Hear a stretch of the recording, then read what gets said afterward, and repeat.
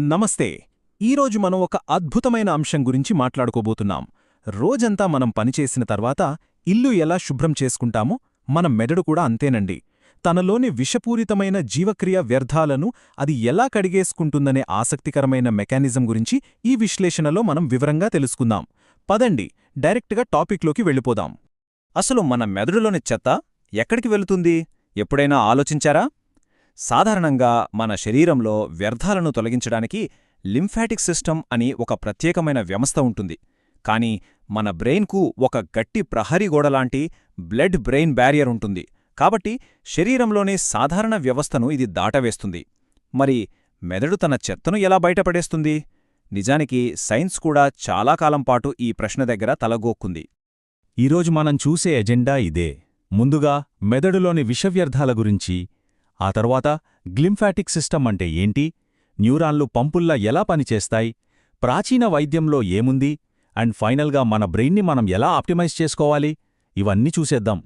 సరే, ముందుగా మొదటి విభాగం, మెదడులోని విషవ్యర్థాలు. అసలు మెదడు అంత భారీ స్థాయిలో వ్యర్థాలను ఎందుకు ప్రొడ్యూస్ చేస్తోందో చూద్దాం. ఇదొక క్రేజీ ఫ్యాక్ట్ అండి.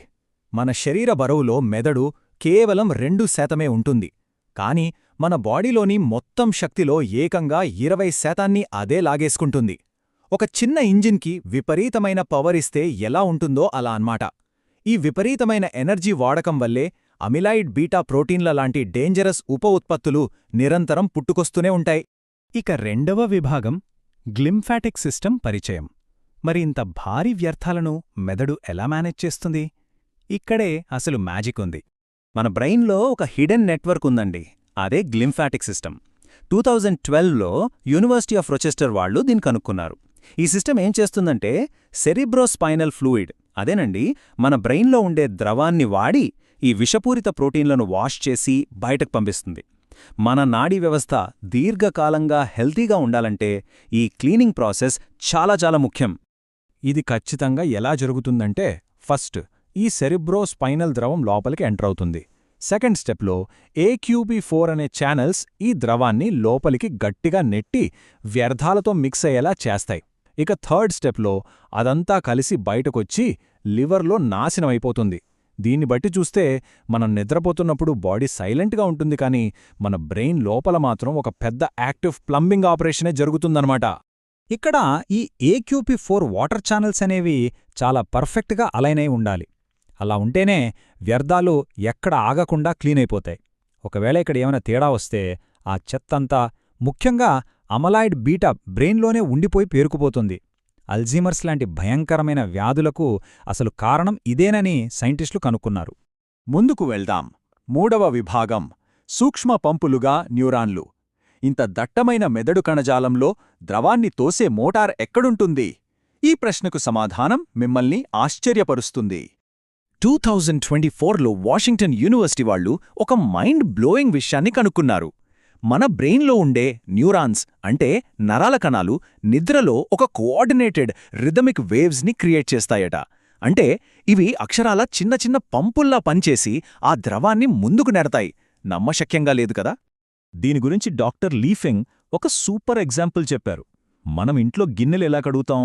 ఫస్ట్ ఈజీగా వదిలే వాటిని నెమ్మదిగా కడిగేసి, ఆ తర్వాత గట్టిగా అంటుకుపోయిన వాటిని స్పీడ్గా రుద్ది కడుగుతాం కదా. మన బ్రెయిన్ కూడా అంతే. నిద్రలో వేర్వేరు బ్రెయిన్ వేవ్స్ని వాడి ఇలాగే రకరకాల మెటబాలిక్ చెత్తను కడిగిపారేస్తుందట. కాని ఇక్కడొక చిన్న వార్నింగ్. సహజంగా వచ్చే గాఢ నిద్రలోనే ఈ క్లీనింగ్ ప్రాసెస్ పర్ఫెక్ట్గా జరుగుతుంది. మనం తీసుకునే కొన్ని స్లీపింగ్ పిల్స్ వల్ల వచ్చే నిద్రలో ఈ న్యాచురల్ క్లీనింగ్ మెకానిజం వాస్తవానికి ఆగిపోతుందట. సో మన బ్రెయిన్ తనను తాను ప్రక్షాళన చేసుకోవాలంటే సహజమైన నిద్ర ఎంత ముఖ్యమో అర్థం చేసుకోండి. ఇక నాలుగవ విభాగం, ప్రాచీన జ్ఞానం, ఇస్తిఫాగ్-ఏ-దిమాగ్. ఇదంతా మోడర్న్ సైన్స్ కదా, కాని అసలు ట్విస్ట్ ఏంటంటే ప్రాచీన వైద్యులకు ఈ విషయం ముందే తెలుసు. MRI స్కానుల్లాంటివేమీ లేని కాలంలోనే యునానీ వైద్యులు శరీరంలో నిలిచిపోయిన వ్యర్థాలే వ్యాధులకు కారణమని అర్థం చేసుకున్నారు. ముఖ్యంగా బ్రెయిన్లో ఉండే చెత్తను బయటకు పంపాలనే ఒక అద్భుతమైన చికిత్సా విధానాన్ని వారు కనుగొన్నారు. దాన్నే ఇస్తిఫ్రాగ్-ఏ-దిమాగ్ అని పిలిచారు. 2012 దాకా మనకు తెలియని ఒక మెకానిజంని వాళ్లు ఎప్పుడో గెస్ చేశారంటే మామూలు విషయం కాదు. దీనికోసం ప్రాచీన వైద్యులు ఉస్తుకుద్దూస్ అనే ఒక మూలికని వాడేవాళ్లు.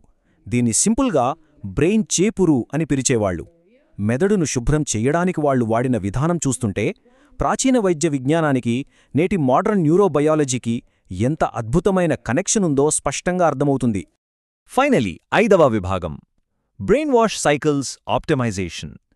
మరి ఈ అద్భుతమైన సిస్టమ్ని మనం ఎలా ఇంప్రూవ్ చేసుకోవచ్చు? దీనికోసం మనం పెద్దగా మందులేమీ వాడాల్సిన అవసరం లేదండి. మన లైఫ్ స్టైల్ మార్చుకుంటే చాలు. క్రమం తప్పకుండా ఏరోబిక్ ఎక్సర్సైజ్ చేయడం, ఇంటర్మిటెంట్ ఫాస్టింగ్, అలాగే ఒమేగా-3 ఫ్యాటీ యాసిడ్స్ తీసుకోవడం వల్ల ఈ సిస్టమ్ టాప్ గేర్లో పనిచేస్తుంది. అన్నిటికంటే ముఖ్యంగా ఎలాంటి డిస్టర్బెన్స్ లేని డీప్ స్లీప్ చాలా ముఖ్యం. ఇంకో అద్భుతమైన విషయమేంటంటే మనం పడుకునే పొజిషన్ కూడా ఇక్కడ చాలా మ్యాటర్ అవుతుంది. పరిశోధనల ప్రకారం కుడివైపుకు తిరిగి పడుకోవడం వల్ల గురుత్వాకర్షణ శక్తి సపోర్ట్తో మెదడులోని వ్యర్థాలు చాలా ఫాస్ట్గా, ఈజీగా బయటకు పోతాయట. భలే ఉంది కదా ఈ ట్రిక్. మనం ఈరోజు రాత్రి నుంచే ఇది ట్రై చేయొచ్చు. సో ఫైనల్గా ఒక్కటే ప్రశ్న. నిద్ర అనేది మన మెదడును ప్రక్షాళన చేసే ఒక న్యాచురల్ వాష్ సైకిల్. మరి బిజీ లైఫ్, ఫోన్లు అని చెప్పి ఆ నిద్రను మనం సగంలోనే కట్ చేస్తే ఏమవుతుంది? లోపల చెత్త అలానే పేరుకుపోతుందనే కదా అర్థం. దీనికి ఫ్యూచర్లో మనం ఎంత మూల్యం చెల్లించుకోవాలో ఒక్కసారి ఆలోచించండి. నిద్ర అనేది ఒక లగ్జరీ కాదు, మన బ్రెయిన్కది అత్యవసరం. ఈ విశ్లేషణ మీకు ఒక కొత్త పర్స్పెక్టివ్ ఇచ్చిందని అనుకుంటున్నాను. మళ్ళీ ఇంకో ఇంట్రెస్టింగ్ టాపిక్తో కలుద్దాం. ఆరోగ్యంగా ఉండండి.